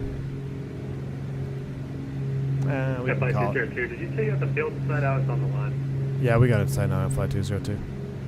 Flight 202, thanks. Quick visual approach for 28 left. Quick visual 28 left and Flight 202. All right. DME, we are... Flight 329, radar contact, altitude. Altitude at 2,400. 12 miles out. Leveling 5,000. Set up for an intercept here. Reset Jet, thanks so much for becoming a commercial pilot. Glad to have you back on board, my friend. Airport area in sight, right around 1 o'clock. Alaska 329, climb maintain 150. Oh. Look at that livery though in the sun right there. So much juice. So much juice.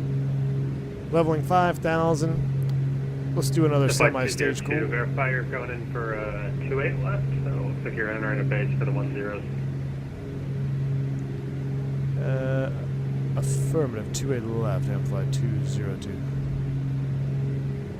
Are we...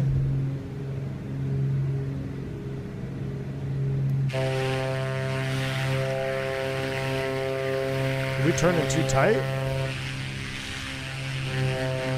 Oh yeah, I see it. Oh geez, it's over. It's at 11 o'clock. Wait a sec.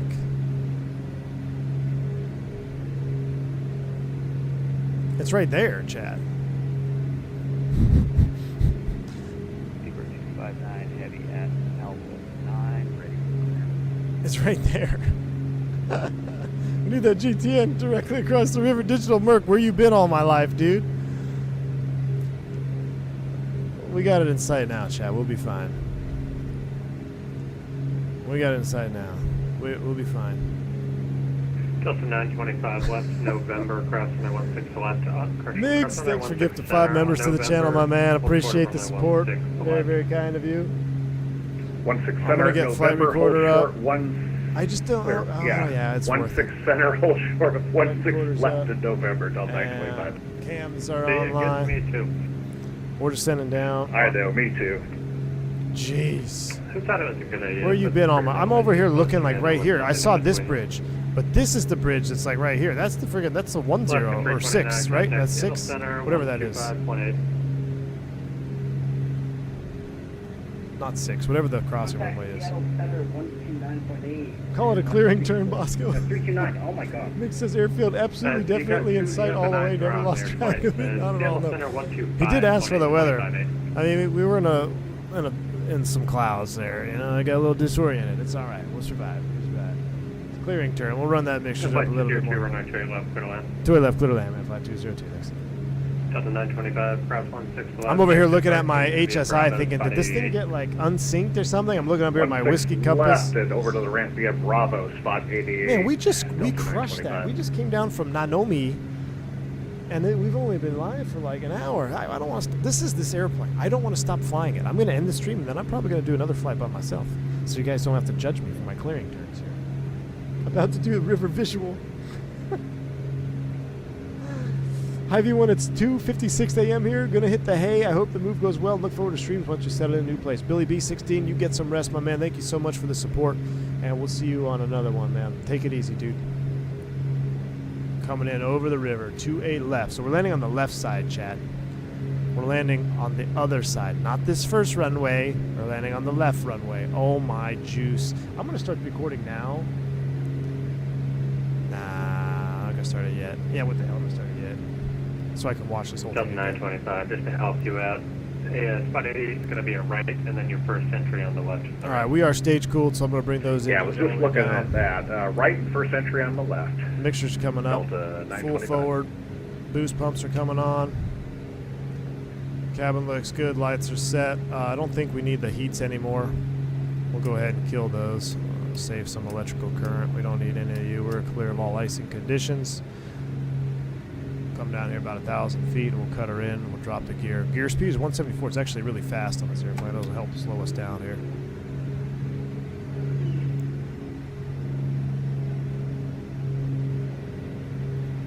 All right, now we make that turn in here. We're not a 380. Let's go ahead and make this turn in there. Looking juice. Flaps approach. Ooh, a little bit of mountain turbulence there or something. So about 120 knots again, 120 knots on the approach, and then in the Chieftain, and I don't fly the Duke. In the Chieftain, we always fly about 120 knots. Once we get down about 500 feet, we'll go flaps full and slow it up, be 100 knots over the threshold. Man, we're getting a little bumped around there. All right, 28 left confirmed. I see the terminals. I see 28 right, and we are landing 28 left. And it coincides with our HSI, so we are looking good, chat. The expectations are too high. I gotta stop reading the chat too. It's like you don't help me here. Trim her out a little bit more there. Roll those heavy. Alright, gump check, gas, undercarriage mixtures, props. We're going to do it the AmFlight way. We're going to leave the props back at about 2,700 feet or 2,700 RPM here. We'll go full forward on touchdown. If we were doing an instrument approach, we'd run them up. But we're on a visual, so we're just going to leave them where they are. No need to make a whole bunch of noise. A little fast correcting. We want to get off on that, like, what is that, third exit? Into the ramp area is where we want to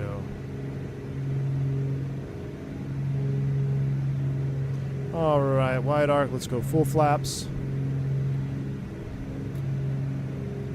Start slowing her up. Oh, I never got G's going. I'll throw fly live on. Oh, I messed up my landing. We'll see. About 100 knots over the numbers. Work that power out. Fly her down. A little bit of a little crabby situation there. Hold it off. Hold it off. Oh yeah, full forward. And just let her slow down. Don't even need to touch the brakes. We got plenty. Look how wide this runway is. Bump it up to 1,000 RPM. Boost pumps off. Mixtures half. Don't need to foul your plugs. Thanks. I couldn't find a map with those frequencies. Appreciate it. Beautiful. Just kissed it, baby. Just kissed it. We tried to put one together, but it wasn't quite working out. Yeah, I appreciate it. It's a cool event. Thanks. Flight 202, contact ground point 9 good day. Ground point 9 good day, Flight 202. Actually, you're just going straight ahead on Foxtrot? Yeah, we're just going straight into the head of the ramp up here on our left. Flight 202, roger. Taxi straight ahead. Straight ahead, Flight 202. Thanks for the ATC. Yep. My spine thanks you, Cap. Hey, I had to make up for it for later, or for earlier, right? All right, let's do our couple things here. Let's go ahead and dump you. Let's go ahead and open the door. Open the cowl flaps. We have information. I need to bind those. I may be a little behind. I may need to. We're also doing 1,400 RPM there. Super 259 heavy. Nope, Julia is current. Push the crew to tail to the south. Just for sake of time, we're gonna go Push ahead crew, and park it right here south. in the freight Thank you ramp. very much, sir.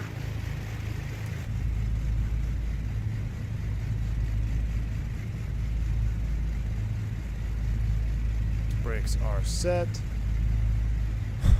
Cowl flaps. 5, 6, 7. That's good. We'll do cowl flaps half. Boost pumps are off. Let's clean up the rest of the airplane. Wing lights, those are all coming off. Beacon only, nav only. That's all off. Pitch trim is off. That's coming off. That's going back to normal. Cabin is normal. We'll close you in. Alright, I think we're good to go here. Let's go ahead and kill the generators. Avionics master, inverter, 1,000 RPM. Give it a little juice. Give her a little spool up. Cut her. Power to idle. Magnetos. Oh, I don't need that, ladies and gentlemen. Battery switch. Get the keys. Get the chocks. You could kill the fuel selector valves if you wanted to. And ladies and gentlemen, not a bad parking job. Look at that. Dang, look at that parking job, y'all. All right. That was fun, y'all. That was more fun than any other. Oh, we left the flaps down. I did that on purpose, though, because we're doing Friday checks. So flaps are going to stay down. Then we're going to come back in here. We're going to do our replay. So batteries on. Mags to both. Mags to both. Mixtures on. Let's close the door. Pull the chocks. We got to see this replay. All right. I don't know what it's going to do here with the engines off. Let's see what happens. Engaging replay.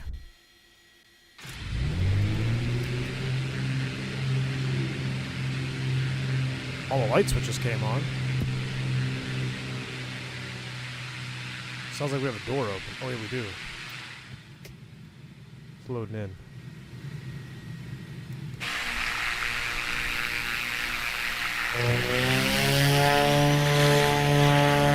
I'm sure that was good for my engines. All right, let's watch this, chat. This will be fun. Let's go replay view. Didn't get a landing rate. We can launch G's. I'll launch G's separately, and if it's good, I'll show you. I need to put G's. I need to make a custom G's scene for replay cam. What about a members only stream? We forgot to do another. We'll see, hot chat. We'll see. I don't know. We'll see, man.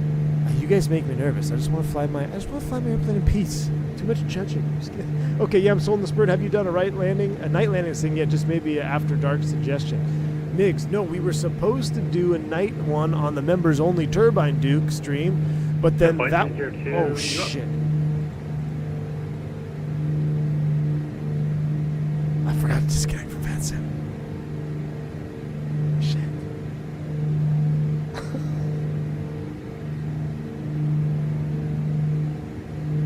Rip. See, chat. You guys are just distracted. But Migs, no, I haven't done a full-blown night landing yet, but we need to. I'm gonna get.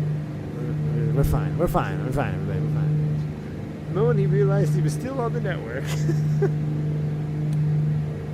Migs, listen, don't give them any more ideas, my man.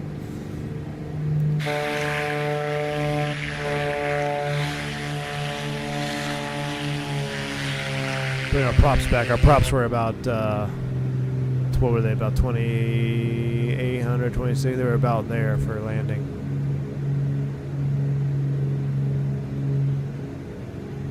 Look at that, though. Using any add-on for trees? Jean, the only add-on I have is Rex, or is it Rex AccuSeasons? Is that the one? Where they change the colors of the trees, like depending on the season.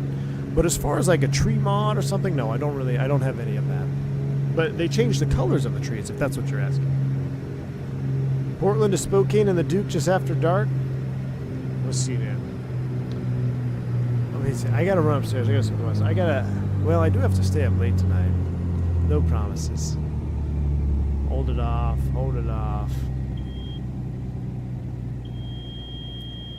Just the chef's kiss. 1.1 G on that one. Let's take a look outside. That's pretty good. I was a little late on the power reduction, so I'll just watch one more from inside. I'm gonna critique myself here. So you're flying a twin piston. You don't need 10,000 feet of runway here. Like, as we come across the threshold, I should be about 100 knots, and then just start working those throttles to idle. Just work them to idle. Don't delay it. I kind of delayed it a little bit. I don't know why we got a mad stutter here all of a sudden. Yeah, I could have brought them to idle a little earlier.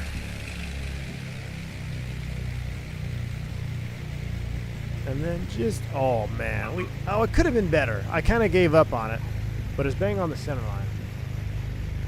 Not enough for crosswind. Not enough crosswind? Actually, if you look at my airplane, Boris Audio Works, the airplane is perfectly parallel. There is zero side loading here on this aircraft. Okay, so there's zero need for more rudder. Now, I'm not on the center line, actually, but you can kiss my arse. I don't even know what the wind condition was. Alright, I'm gonna have to wrap it up here. I'm gonna see what's going on. I don't know if we're doing an after dark tonight. If I do, maybe I'll stream it in Discord. But I'm gonna get out of here.